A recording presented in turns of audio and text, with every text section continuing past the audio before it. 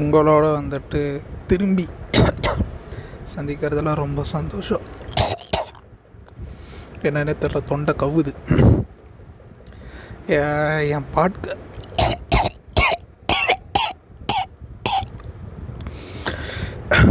என்ன பிரச்சனைன்னு தெரில, தொண்டை ஒரு மாதிரி கவுது.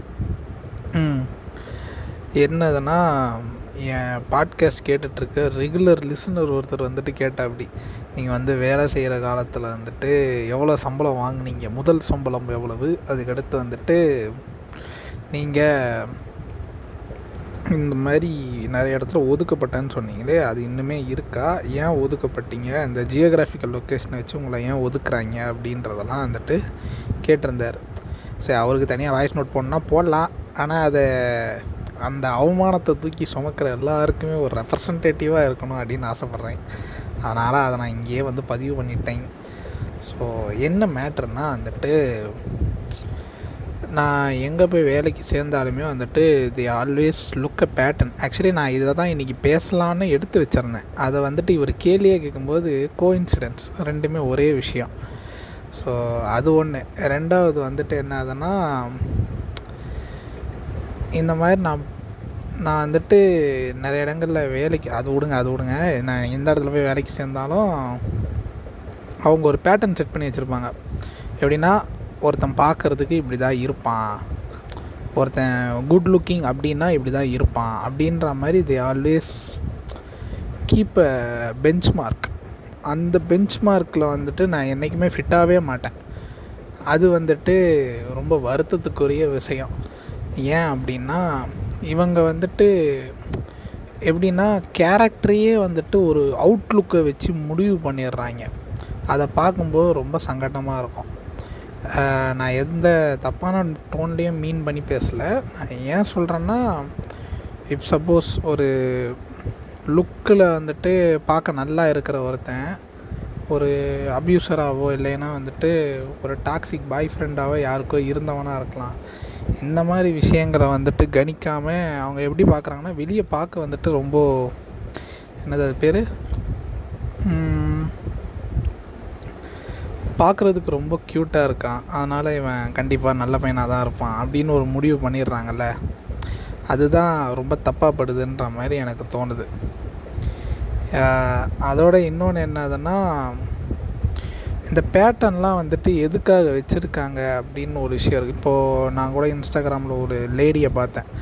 நீங்கள் வந்துட்டு, நான் ஒரு மென்ஸ் ஃபேஷன் டிசைனர், அதனால் உங்கள் பாய் ஃப்ரெண்டுக்கு இதெல்லாம் வாங்கி கொடுங்க, நோட்ஸ் எடுத்துக்கோங்கன்னு சொல்லிட்டு அந்த அக்கா ஏதோ தனியாக பேசினிருக்கோம். இந்த கலருக்கு இந்த கலர் போடுங்க, இதுக்கு இது போடுங்க அப்படின்றது. ஆக்சுவலி இதெல்லாம் எதுக்கு வந்திருக்குன்னா, ஒரு கலர் வீலுக்குள்ளே இந்தந்த கலர்ஸ்லாம் போட்டால் நல்லாயிருக்கும் அப்படின்றதுக்காக மட்டும்தான். அதிலே வந்துட்டு ஃபார்மல்ஸ் போடுறவங்க ரொம்ப நல்லவங்கன்னு ஒரு பக்கம் ஒரு சண்டை போய்கிட்டு இருக்கோம். அதுக்கடுத்து கேஷுவல்ஸ் போடுறவங்க வந்துட்டு ரொம்ப ஒரு மாதிரி தருதலைங்களாக தான் இருப்பாங்கன்னு சொல்லிட்டு ஒரு மாதிரியான வாதத்தை வைக்கிறது. இதெல்லாம் பார்க்கும்போதே சிரிப்பு தான் வருது. ஏன் இப்படியெல்லாம் யோசிக்கிறீங்க? உங்களுக்கெல்லாம் முதல்ல யார் இப்படி யோசிக்கிறதுக்கு ஐடியா கொடுக்குறா? முதல்ல அவனுங்களை வெளுக்கணுன்ற மாதிரி இருக்குது. இன்னொரு விஷயமா என்னதுன்னா, யார் இந்த மாதிரியான விஷயங்களை வந்துட்டு டிஃபைன் பண்ணுறா அப்படின்னு பார்த்தா, எவனோ ஒருத்தன் ஹூஸ் நாட் அ கை இந்த மாதிரி ட்ரெண்டுகளுக்குள்ளே வாழாதவன், இல்லைனா வாழ பிடிக்காதவன், வாழ தெரியாதவன் என்ன பண்ணுறான்னா, நான் வசத்தின்னு காட்டுறதுக்கு இன்னொருத்தனை குறைச்சல்னு காட்டணும் அப்படின்ற அந்த மைண்ட் செட்டில் என்ன பண்ணுறான்னா, இப்போ பாருங்கள், நான் வந்துட்டு ரொம்ப க்ளீனாக மிஸ்டர் பர்ஃபெக்ட்னு நீங்கள் சொல்கிற அந்த லுக்கில் இருக்கேன். அவன் பாருங்கள், இவன் இப்போ இந்த மாதிரி இருக்கான் பாருங்கள், தலைக்கு கலர் அடிச்சிருக்கான், ஆஃபீஸ்க்கு வரும்போது பாருங்கள் இன் பண்ணாமல் வந்திருக்கான் அப்படின்ட்டு. அஃபிஷியல் வேரில் ஒரு பெரிய அதிகாரியை பார்க்க போகிறோம் அப்படின்னும் போது அந்த அஃபிஷியல் வேர் அந்த இது மெயின்டைன் பண்ணால் பிரச்சனை கிடையாது. சக ஊழியர்கள் வந்துட்டு நம்மளை ஜட்ஜ் பண்ண மாட்டாங்க. அவங்க வேலை பார்க்குறது, அவ்வளோதான். ஜட்ஜ் பண்ணிக்கிட்டு இருக்கிறது அவங்க வேலை கிடையாது. அட் தி எண்டு அவங்களுக்கு வேலை நடக்குதான்றதை மட்டும் அவங்க பார்த்தா போதுன்றது தான் புது விமர்சனம். இது ஒர்க் ரீதியாகவே வந்துட்டு அஜெண்டா இவ்வளோ தான். ஆனால் என்ன பண்ணுவாங்க, இந்த கூட ஒர்க் பண்ணுற கொலீக்ஸ் வந்துட்டு அதை தாண்டி நிறைய விஷயம் பார்ப்பாங்க. என்னன்னா நம்ம முடி எப்படி இருக்குன்னு பார்த்துக்கிட்டு இருப்பாங்க, நான் பார்க்க எப்படி இருக்கேன், நான் யார் கூட பேசுகிறேன்றதை வச்சுக்கிட்டு நான் எங்கேருந்து வரேன், இந்த மாதிரி நிறைய விஷயங்களை வச்சுக்கிட்டு நீ இந்த இடத்துலேருந்து வர அப்படின்னா கண்டிப்பாக வந்துட்டு சும்மாவே அவங்ககிட்ட பேசாதப்பா, அவன்லாம் கொலை பண்ணிவிடுவான் அப்படின்னு பேசுகிறது. அது இன்னும் ஜோக்குன்னு நினச்சி நீ பேசிகிட்டு இருக்கன்னா, எவனோ ஒருத்தன் பண்ணுற தப்புக்கு நீ வந்துட்டு என் பேரை யூஸ் பண்ணிக்கிட்டு இருக்க, அதுவே முதல்ல தப்பு. இப்போது நான் கூட தான் பழைய ஆஃபீஸில் வந்துட்டு ஒரு பெருசு வந்துட்டு ஒரு பொண்ணு மேலே கை வச்சிருச்சு, ஒரு பெருசுப்பா பொண்ணுங்கள்லாம் ஒரு பக்கத்தில் அனுப்பாதன்னு நான் பேசினேன்னா அது எவ்வளோ தப்பாக இருக்கும். அப்போ என்னைய பார்த்தா என்ன பொண்ணுங்களை இப்போ தப்பாக இது பண்ணுற மாதிரி இருக்கா அப்படின்னு கேட்டால், அந்த ஆள் கேட்டால் நான் என்ன சொல்லுவேன், சார் உங்களை யாருன்னு சார் சொன்னால், பொதுவாக சொல்கிறேன் சார் அப்படின்ற மாதிரி சொல்லிட்டு போக முடியுமா? முடியாது. அந்த இடத்துல அவருக்கு மான இழுக்காயிடும். அப்போ நான் இங்கேருந்து வரேன்றது மட்டும் உனக்கு வந்துட்டு ஜோக்காக தெரியுது. ஆனால் நான் ஒருத்தனை பார்த்தேன், அவனை மாதிரியே நீ இருப்பியோன்னு நான் ஒரு ஜட்ஜ் பண்ணேன்னா உனக்கு அது பிரச்சனையாக தெரியுது. ஸோ சொல்ல விரும்புகிறது என்னதுன்னா, ஜட்ஜ் பண்ணுறது யார் வேலையுமே இங்கே கிடையாது. ஜட்ஜ் பண்ணுறதுக்கு யாரும் இங்கே யாருக்கும் சம்பளம் கொடுக்க கிடையாது. மனித பிஹேவியரை கணித்து அடுத்து அந்த மனிதன் வந்துட்டு நமக்கு ஹார்ம்லெஸ்ஸான்னு பார்த்தா அவங்களோட பழகலாமா வேணாமான்றது மட்டும்தான் நீ யோசிக்கணுமே தவிர, அவன் இந்த முடி வச்சுருக்கான் அதனால் அவன் அந்த ஏரியாவிலேருந்து வரவன், ஹேர் கலர் போட்டிருந்தா அவன் கண்டிப்பாக பொறுக்கியாக தான் இருப்பான், இந்த மாதிரி விஷயம் பேசுகிறதெல்லாம் வந்துட்டு அதுக்கு மேலே யாருக்கும் ரைட்ஸும் கிடையாது. அப்படி பேசவும் கூடாது. அப்படி பேசினா அவனை அங்கேயே வாய் கொண்டு செருப்பு கொண்டு அடிக்கணுன்றது என்னுடைய தாழ்மையான வேண்டுகோளுங்கய்யா. நான் எப்போயுமே இவ்வளோ ஹார்ஷாக பேசுகிற ஆள் கிடையாது. ஆனால் பாருங்கள், என்னையே இவ்வளோ ஹார்ஷாக பேச வைக்கிறாங்க. காரணம் அனுபவம், அவ்வளவும் அனுபவங்க. நான் ஒரு ஆர்கனைசேஷனில் ஒர்க் பண்ணிகிட்டு இருக்கும்போது அந்த ஆர்கனைசேஷனில் அவங்களுக்கு என்னை பிடிக்கல. ஆனால் அதுக்கு வந்துட்டு அவங்க சொல்கிற விஷயம் என்னதுன்னா, இப்படி இருக்க அப்படி இருக்க 1000 நொட்டை சொல்கிறாங்க. எனக்கு அந்த வேலையும் ஒரு லெவலுக்கு மேலே எப்படி தோண ஆரம்பிச்சுன்னா, எனக்கு பிடிச்ச வேலை, நான் கற்றுக்கணும், இன்னும் நிறைய பண்ணணும்னு ஆசைப்பட்டேன். நான் முதல்ல உள்ளே போகும்போதே எனக்கு இந்த வேலை வேணாங்க, ஏன்னா அது என் ஐடியாலஜிக்கு ஒத்து வராத வேலை. ப்ளஸ் வந்துட்டு அவங்க எடுக்கிற கண்டென்ட்டு என் ஐடியாலஜிக்கு ஒத்து வராத கான்டென்ட்ஸு. நான் அதான் சொன்னேன், நான் இதுக்கெல்லாம் செட் ஆக மாட்டேங்க, என்னை விட்டுருங்கன்ட்டு. என்னை ஒரு டைரக்டர் தான் அங்கே போய் நீ வேலையை பாரு அப்படின்னு சொன்னார். அவரு கூட இப்போது அவரும் நானும் தான் ஒரு ப்ராஜெக்டில் ஒர்க் பண்ணி இப்போ பஞ்சாயத்துலாம் போயிட்டுருக்கு. அது ஒரு இன்னொரு நாள் கதை. அதை நான் ஒரு யூடியூப் வீடியோவாக பார்த்து சந்திக்கிறவங்கள. அதுக்கடுத்து என்ன ஆச்சுன்னா, அதான் அவங்க அப்படி பண்ண எனக்கு எப்படி ஆச்சுன்னா நரக வேதனை ஆக ஆரம்பிச்சிருச்சு அந்த வேலையே. ஆனால் அதில் நான் இன்னும் தப்பு சொல்லக்கூடாது, முழுக்க வந்துட்டு அவங்க தப்புன்ற மாதிரி சொல்லக்கூடாது. அவங்கக்கிட்டேருந்து என்னென்ன கற்றுக்க முடியுமோ கற்றுக்கிட்டு அடுத்த படியை நோக்கி நான் நகர ஆரம்பிச்சிட்டேன். வாழ்க்கையை பார்க்க ஆரம்பிச்சிட்டேன், நிறைய விஷயங்கள் பார்க்க ஆரம்பித்தேன். ஸோ அவங்கக்கிட்டேருந்து சில விஷயம் கற்றுக்கிட்டு அதை நான் நிறைய இடங்களில் என்னுடைய ப்ராஜெக்ட்டுகளில் பயன்படுத்துகிறேன். இந்த மாதிரி நிறைய விஷயம் நடக்குது, அதெல்லாம் நான் தப்பு சொல்ல முடியாது. ஆனால் பிஹேவியரலாக அவங்கக்கிட்ட எனக்கு கொஞ்சம் பிரச்சனைகள் இருந்துச்சு. ஏன்னா இப்போ அவங்க யாருமே அவங்க கூட பேச்சுவார்த்தையும் கிடையாது, எதுவும் கிடையாது. ஸோ அவ்வளோதான். அதுக்கடுத்து இன்னும் ஒரு இடத்துலையும் இதே மாதிரி நடந்துச்சு. ஒரு ஷோவுக்கு வந்து அசிஸ்டன்ட் டைரக்டராக வேலை பார்த்து, அசிஸ்டன்ட் டைரக்டர்னால் ஒன்றும் பெரிய இதெல்லாம் நீங்கள் நினைக்கிற மாதிரிலாம் கிடையாது. இந்த ஃபுட்டேஜ் எடுத்து கொடுக்குறது, எடிட்டரோட கோஆர்டினேட் பண்ணுறது, இந்த மாதிரி ஷோன்றதுனால நீங்கள் நினைக்கிற மாதிரி அந்த படத்தில் இருக்கிற மாதிரி ஒரு அசிஸ்டன்ட் டைரக்டர் ஃபீல் கொடுப்பாங்க, அதெல்லாம் ஒரு கிடையாது. நான் சும்மா ஷோன்றதுனால இந்த தம்பி பார்த்துக்கோ அப்படி. ஏன்னா அவருக்கு ஒரு அந்த டைரக்டருக்கு நான் ஒரு ட்ரஸ்டடான ஆள். இத்தனை வருஷம், கிட்டத்தட்ட 5-6 வருஷம் ஆகிடுச்சு. அந்த 6 வருஷத்தில் நான் தான் அவர் கூட நின்றுக்கிட்டு இருக்கேன். From the start to end. டவுன்ஃபாலாக இருந்தாலும் பரவாயில்லைன்னு பொறுத்துக்கிட்டு நின்றுக்கிட்டு இருக்கிறது நான் ஒருத்தன் தான். ஏன்னா இந்த ஃபீல்டுக்குள்ளே இருக்கிறவங்களுக்கு தான் இன்னொருத்தர் படுற கஷ்டம் புரியும். சரி, ஓகே, பாருங்கள், பார்த்துட்டு சொல்லுங்கள், நான் அது வரைக்கும் வேறு வேலைகள் பார்க்குறேன்னு சொல்லி அப்படியே தத்தி தாவி ஓடிக்கிட்டு இருக்கேன். இன்னொரு சப்போர்ட் என் அம்மாவும் இருக்காங்கன்றதுனால அப்படி ஓடிக்கிட்டு இருக்கேன். ஸோ அதான் அந்த அசிஸ்டன்ட் டைரக்டர் ஷோ ஒர்க் பண்ணும்போது அப்பயுமே இந்த மாதிரி ஒரு ஸ்டீரியோடிப்பிக்கலான ஒரு விஷயம். ராயபுரத்துலேருந்து வரேன்னு சொல்கிறேன், இதெல்லாம் உனக்கு தெரியாதான்ட்டாங்க. எனக்கு ஏன் தெரியணும்? ஒரு மேட்ரு கேட்டு அந்த மேட்ரு உனக்கு தெரியுமான்னு கேட்டார். எனக்கு தெரியாதுன்ட்டேன். ராயபுரத்துலேருந்து இதெல்லாம் கூட தெரியாத உனக்கு? என்னப்பா நீ அங்கே தானே பிறந்தால்தான்ற அப்படின்ற. நான் எதுக்குடா அங்கே பிறந்தாலும் தான் தெரிஞ்சுக்கணுன்ற மாதிரி இருக்குது. எப்படின்னா ஓனர்னால் ஓரமாக போங்கடா, ஏன்டா பிறந்த வேலைக்கு போகிறீங்கன்ற மாதிரி தான் இருக்குது. அங்கே பிறந்தேன்னா அங்கே தெரிஞ்சுக்கணுன்ற தேவையெல்லாம் இல்லைப்பா. நான் வீட்டை விட்டு வெளியே வராத ஆள். அவர் கொஞ்சம் பெரிய மனுஷன், அதனால் வந்துட்டு இல்லைங்க சார், நான் வந்து வீட்டை விட்டு வெளியே போகிறது கிடையாது. நான் வீட்டிலே தான் உட்காந்து கம்ப்யூட்டர் மட்டுமே தான் என்னுடைய ஒரே ஃப்ரெண்டு. நான் எப்பயுமே வெளியே போகிறது கிடையாது அப்படின்னேன். இப்படியே இருந்தானா அவ்வளோதான்ப்பா, கெட்டு குட்டி சோறாக போய்டும் அப்படின்னாரு. என்னத்துக்கு கெட்டு குட்டி சோறாக? நான் சொன்னதுக்கும் நீங்கள் சொல்கிறதுக்கும் என்ன சம்மந்தம்? அதுக்கடுத்து வந்து கொஞ்சம் அவர் கொஞ்சம் என்ன மைண்ட் செட்டில் இருந்தாருன்னு தெரில. பொண்ணுங்க மாதிரி போய் உள்ளே உக்காஞ்சிட்டு இருந்தால் என்னப்பா ஆகப்போகுது அப்படின்ட்டு. ஆனால் அவர் அவுட்டுக்கு முக்கியமான ஃபைல்ஸ் எதிர்பார்த்ததே என்கிட்ட தான். அவருக்கே தேட டைம் இல்லைன்றதுனால தான் அவர் என்கிட்டே கேட்டு தெரிஞ்சுக்கிறாரு. அதெல்லாமே வந்துட்டு இந்த மாதிரி நான் வீட்டுக்குள்ளேயே உட்காந்து கற்றுக்கிட்டே இருக்கிறதுனால மட்டும்தான் நான் வந்து அவருக்கு பண்ணுறேன். இது எல்லாத்தையும் நான் அவருக்கு வந்து ஒரு ஷாட்டில் சொல்லி முடிக்க முடியாது. ஸோ அதனால் என்னன்னா, சரி, ஊரில் 1000 நாய் குலைக்குதுன்றதுக்காக நான் கல் எடுத்துக்கிட்டு பேக்கெட்டில் போட்டுட்டு தெரிஞ்சுக்கிட்டு இருந்தேன்னா லூஸு நான் தான். நாய் குலைக்குதா, நாயோட இன்ஸ்டிங்க்ட் அவ்வளோதான் அப்படின்னு சொல்லிட்டு கடந்து போகிறது தான் வாழ்க்கை அப்படின்றத வந்துட்டு நான் புரிஞ்சுக்கிட்டேன். ஆனால் அதை எப்படின்னா ரொம்ப ஈஸியாக சிரிச்சமேனி கடந்துருவேன். என்கிட்ட இருக்க ஒரு நல்ல விஷயமே என்னதுன்னா, எவ்வளோ தான் அபியூசிவாக பேசினாலும் அவனுங்கிட்ட திரும்பி அபியூசிவாக மோஸ்ட்லி பேச மாட்டேன். ஒர்க் ஸ்பேஸில் மட்டும் மோஸ்ட்லி அபியூசிவாக பேச மாட்டேன். அபியூசிவாக பேசினாலுமே இல்லைங்க, அது என் கேரக்டரில், அது எனக்கு செட் ஆகாது, அது பேச வேணாம் அப்படின்னு சொல்லிட்டு ஒதுங்கிடுவேன். ஏன்னா ஒர்க் ஸ்பேஸை பொறுத்த வரைக்கும் நம்ம இஷ்டத்துக்கு வாயை திறந்து வளான்னு பேசிக்கிட்டே இருந்தோம்னு வச்சுக்கோங்க, தான் விழும். ஸோ அதனால் நம்ம வேலை உண்டு, நம்ம உண்டு. நான் வேலை பார்க்குறேன், சம்பாதிக்கிறேன், என் இதை கூட என்னை நிப்பாட்டிக்கோ அப்படின்ற மாதிரி நான் பார்த்துக்கலாம்.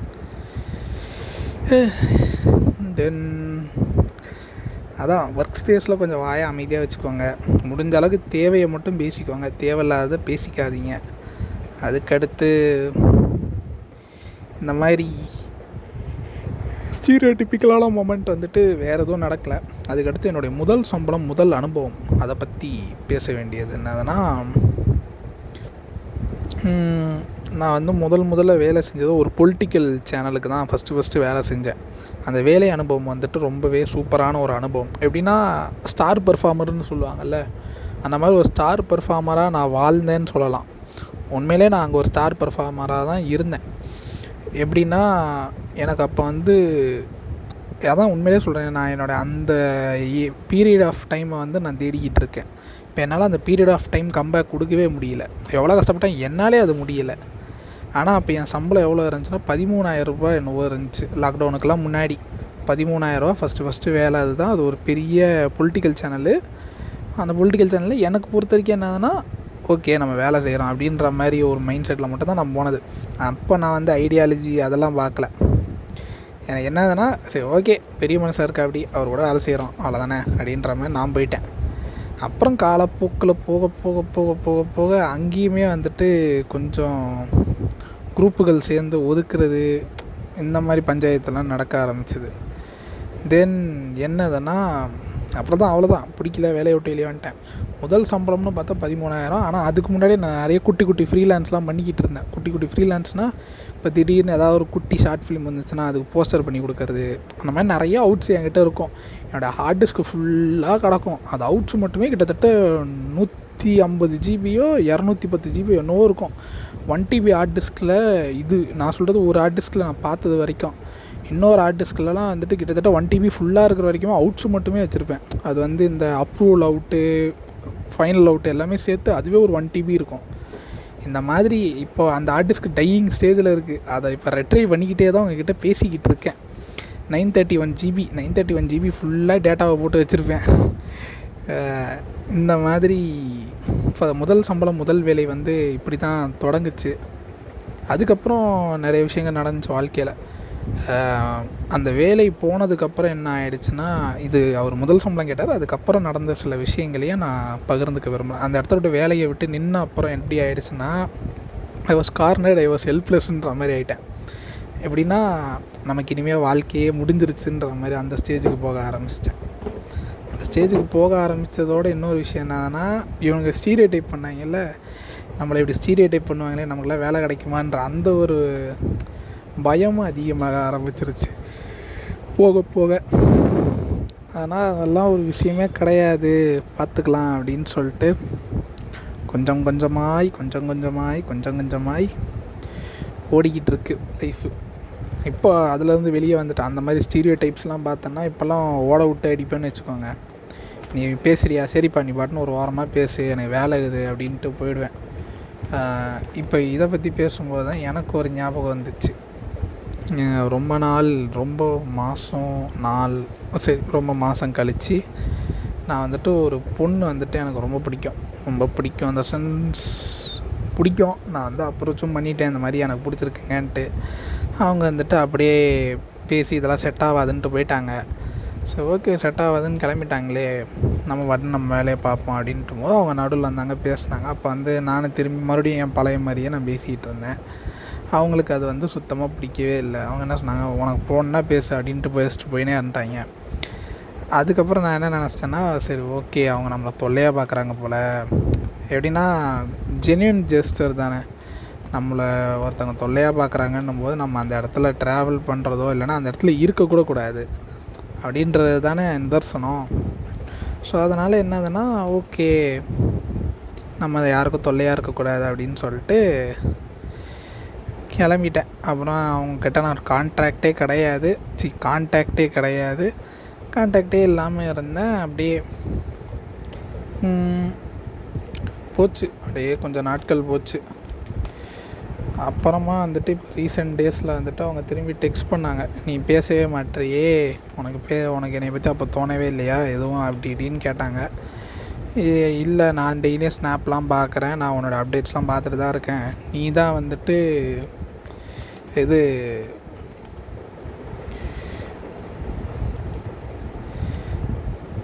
என்னது அது பேர்,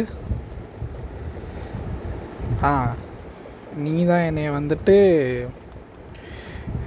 உன் இஷ்டம் பேசுனா பேசுன்ற மாதிரி சொல்லிட்டேன். அது எனக்கு சவுண்ட்ஸ் லைக் ரொம்ப ஒரு மாதிரி என்னவோ உனக்கு பேச பிடிக்கல, கடமைக்கு என் பக்கம் வந்துட்டு இது தள்ளி விட்டா மாதிரி இருந்துச்சு, என் பக்கம் டிசிஷன் தள்ளி விட்டா மாதிரி இருந்துச்சுன்ட்டு வச்சிட்டேன். ஆமாம், அப்படி தான் இருந்துச்சு எனக்கும், அதனால தான் நானே வந்துட்டு சரின்னு வச்சுட்டு போயிட்டேன் அப்படின்னாங்க. சரி பரவாயில்ல, இதையாவது ஹானஸ்ட்டாக சொன்னாங்களேன்னு நினச்சி நானும் சந்தோஷப்பட்டுட்டு ஓகே அப்படின்னு நல்லா பேச ஆரம்பித்து மனசு கேட்குமா, மனசு திரும்பி வந்துட்டு என்ன யோசிக்க ஆரம்பிச்சிருச்சு. சரி ஓகே, திரும்பி வாழ்க்கை, அதான் இந்த சதுரங்க வேட்டை பாடலில் வர மாதிரி மீண்டும் வெள்ளை தாளாக வாழ்க்கை மாறுதோன்ற மாதிரி ஆயிட்டேன். சரி ஓகே, வாழ்க்கையை நமக்காக ஏதோ சேஞ்ச் ஆகுது அப்படின்னு சொல்லிட்டு பார்த்துக்கிட்டு நானும் பார்க்குறேன், பேசுகிறாங்க, நானும் பேசுகிறேன், அவங்களும் பேசுகிறாங்க, பேசுகிறோம். கடைசியில் என்ன ஆயிடுச்சுன்னா, அவங்கக்கிட்ட நான் திரும்பியும் சொல்லிட்டேன், இந்த மாதிரி எனக்கு இன்ட்ரெஸ்டாக தாங்க இருக்குது, நான் வந்துட்டு அதுக்காகலாம் எதுவும் இது பண்ண முடியல, நான் வந்து பொய் சொல்லிவிட்டு ஃப்ரெண்டுன்னு சொல்லிவிட்டு உட்காந்துக்கிட்டு கடைசியில் வந்துட்டு வருத்தப்பட்டுக்கிட்டு இருக்கிறதுக்கு நான் ஹானஸ்ட்டாக சொல்லிவிட்டு இருக்க முடிஞ்சால் இருக்கேன், இல்லைன்னா கிளம்புறேன்ற மாதிரி நான் சொல்லிட்டேன். அவங்க வந்துட்டு எனக்கும் புரியுது நீ சொல்கிறது, ஆனால் எனக்கு யார் மேலேயுமே இன்ட்ரெஸ்ட் இல்லை, அவங்க வந்து முன்னாடி யாரோ ஒருத்தரை காதல் பண்ணியிருக்காங்க போல், அந்த பையன், சரி அவன் சொல்லக்கூடாது தப்பு, அந்த நபர் வந்துட்டு என்னதுன்னா, இது என்னவோ சொன்னேனே, அந்த நபர் வந்துட்டு என்னென்னா, இவங்களை வந்துட்டு கண்டுக்காமல் சில நேரங்கள் பேடாகவும் ட்ரீட் பண்ணியிருக்காங்க, பல நேரம் குட்டாகவும் ட்ரீட் பண்ணியிருக்காங்க. அவங்க அந்த ஒரு சின்ன விஷயங்கள்னால அவங்க ஆகிட்டாங்கன்னா, இருங்க ஒரு செகண்ட், ஃபோல்டருக்கு மட்டும் பேர் வச்சுட்டு வரேன், பட்டர்ஃப்ளை க்ரீன் ஸ்க்ரீன். எங்கே விட்டேன், அந்த பையன் அவங்கள வந்து பல நாட்கள் மோசமாகவும் சில நாட்கள் மோசமாகவும் பல நாட்கள் நல்லாவும் ஃபீல் பண்ண வச்சதாகவும், அவங்களுக்கு அது முதல் காதல்ன்றதுனால அவங்களால அதில் வந்து இன்னும் ரிட்ரைவ் ஆகி வர முடியல. எனக்கு அது வந்துட்டு ரொம்ப ஒரு மாதிரி கஷ்டமாக இருக்குது. அதனாலே என்னதுன்னா, எனக்கு ரிலேஷன்ஷிப்புக்குள்ளே போகணும்னு ஆசை இருந்தாலும் என்னால் ரிலேஷன்ஷிப்புக்குள்ளே போகவே முடியல. காரணம் வந்துட்டு நான் எல்லாரையுமே அந்த பையனோட கம்பேர் பண்ணுறேன்ற மாதிரிலாம் சொன்னாங்க. ஸோ அதை கேட்கும்போது சங்கடமாக இருந்தாலும், என்னடா நம்மளை யாருமே ப்ரையாரிட்டியாக எடுத்து யோசிக்க கூட மாட்டாங்களே, அவங்க ப்ரையாரிட்டி வேறு எங்கேயோ தானே இருக்கோ அப்படின்ற யோசித்தாலும், சரி அவங்க ஷூஸில் நின்று பார்க்கும்போது ஓகே, அது அவங்களுடைய கஷ்டம், நம்மகிட்ட சொல்கிறாங்களே அப்படின்னு நினச்சி சந்தோஷப்பட்டுட்டு அடுத்து ஓகே டன், நீங்கள் அப்படியே பாருங்கள் அப்படின்ற மாதிரி நானும் கொஞ்சம் நேரம் அட்வைஸுகளை போட்டுட்டு அப்புறம் என்ன பண்ணிட்டேன், அதான் அப்புறமா நான் என்ன சொன்னேன்னா, நான் வந்து வெயிட் பண்ண போகிறேங்க, நான் வந்து இது பண்ண விரும்பலை, நான் ஃபேக் பண்ணிகிட்டு இருக்க விரும்பலை, நான் எனக்கு என்ன தோணுதோ நான் அதை வந்துட்டு சொல்லிட்டேன், மேற்கொண்டு என்னன்றதை நீங்கள் தான் பார்த்துக்கணும் அப்படின்னு சொன்னேன். அவங்களுக்கு வந்து இந்த சிவகார்த்திகேயன் பிஹேவியர்லாம் எங்களுக்கு பிடிக்காது, எனக்கு பிடிக்காது அப்படி இப்படின்னாங்க. அவங்களுக்கு அது சிவகார்த்திகேயன் பிஹேவியர், என்னையை பொறுத்தவரை அது ஓகே, எனக்கு என்ன தோணுதோ நான் சொல்கிறேன், அது அவங்க கேட்டுக்கிறதும் கேட்டுக்காததும் அவங்களுடைய விருப்பம், ஃபைன் அப்படின்ட்டு நானும் சரி அதுக்கு மேலே சொல்கிறதுக்கு என்ன இருக்குது, என்னை அன்ஃபாலோ பண்ண போகிறேன், பிளாக் பண்ண போகிறேன்னாங்க. நான் ஒரே விஷயந்தான் சொன்னேன், நான் எதுவும் மோசமாலாம் பேசலை, நான் ஹானஸ்ட்டாக தான் இருந்தேன். அதோடு வந்துட்டு என்ன அன்ஃபாலோ பண்ணிக்கிற ரைட்ஸ் தான் உங்களுக்கு இருக்குது, உங்களை நான் பார்க்கக்கூடாதுன்னு சொல்கிற ரைட்ஸ் உங்களுக்கு கிடையாது அப்படி இப்படின்னு நான் பேசி லூஸ்தனமாக ஏதோ வளரிக்கிட்டு இருந்தேன். அந்த பிள்ளை அன்ஃபாலோ பண்ணுற போது ரிமூவ் பண்ணுறது ஃபாலோவரில் இருந்தேன்னு சொல்லிட்டு ஏதோ லூஸ் மாதிரி பண்ணிட்டேன். அப்புறமா சரி மனநிலை சரியான பிற்பாடு பேசலான்னு பார்த்தா அந்த பிள்ளை வந்துட்டு இதெல்லாம் செட் ஆகாது, நீ என்ன அப்பயும் எதுவும் பேசலை. நான் அதான் வாய்ஸ் நோட்டு போட்டேன், இந்த மாதிரி நான் பேசினது தப்பு தான், நான் மன்னிச்சிக்கிறேன் அப்படின்ட்டு சொல்லி இது பண்ணால் கடைசியில் வந்துட்டு சரி மன்னிச்சிட்டேன் பாய் அப்படின்ட்டு கிளம்பிட்டாங்க. ரொம்ப கஷ்டமாக தான் போச்சு. இனிமேல் அவங்க யாருன்னு எனக்கு தெரியாது, நான் யாருன்னு அவங்களுக்கு தெரியாது. ஆனால் எனக்கு மட்டும் என்னவோ லைஃப் ரொம்ப ஸ்மூத்தாக அவங்களோட போய்கிட்டு இருக்க மாதிரி ஒரு இமேஜினேஷனோட வாழ போகிறேன், அவ்வளோதான். சொல்கிறதுக்கு எதுவுமே இல்லை. ஒருத்தனுக்கு டிசைனாக பிரச்சனை வரும்னு சொல்லுவாங்கல்ல, அது உண்மையிலே என் கேஸில் மட்டும்தான் இருக்கும்னு நான் நினைக்கிறேன். ஏன்னா ஒன்று பிடிக்கலன்னு சொல்லுவாங்க, இல்லை பிடிக்குதுன்னுவாங்க, மற்றவங்களுக்கெல்லாம் பிரச்சனையும் அவ்வளோதான் இருக்கும். ஆனால் என் கேஸில் நான் பார்க்குறவங்க எல்லாருமே எப்படின்னா, எனக்கு எனக்கு எனக்கு உங்கள்கிட்ட பேசுகிறதுக்கெல்லாம் நல்லா இருக்குது, ஆனால் உன்னை என் பாய் ஃப்ரெண்டாலாம் கன்வெர்ட் பண்ண முடியாதுன்னு சொல்கிறாங்க எல்லாருமே. அது எப்படி ஒரே மாதிரி சொல்லி வச்ச மாதிரி பண்ணுவீங்கன்ற மாதிரி இருக்குது. சரி ஓகே, ஆனாலும் வந்துட்டு அது அவங்களுடைய இஷ்டம் தானே, நம்ம எதுவும் சொல்கிறதுக்கு இல்லை இதில். அட் தி எண்ட் அவங்க ஏதோ அவங்களுக்கு தெரிஞ்சதை அவங்க சொல்லி கிளியராக பேசுகிற அளவுக்காவது அவங்களுக்கு மைண்ட் செட் இருக்கேன்னு நினச்சி சந்தோஷம்தான் படணும். அதில் நம்ம கோவப்படுறதுக்கோ எதுவுமே இல்லை. ஸோ தி எண்ட் இவ்வளோ தாங்க எண்டு. சுதந்திர தினம் அன்னைக்கு தேவையில்லாத உதவ வாங்கினது, அதுக்கடுத்து வேறு என்ன,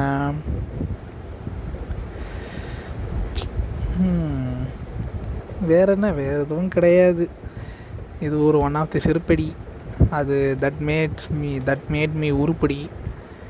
அதுக்கப்புறம் வேறு என்ன, வேறு எதுவும் இல்லை. பாய்.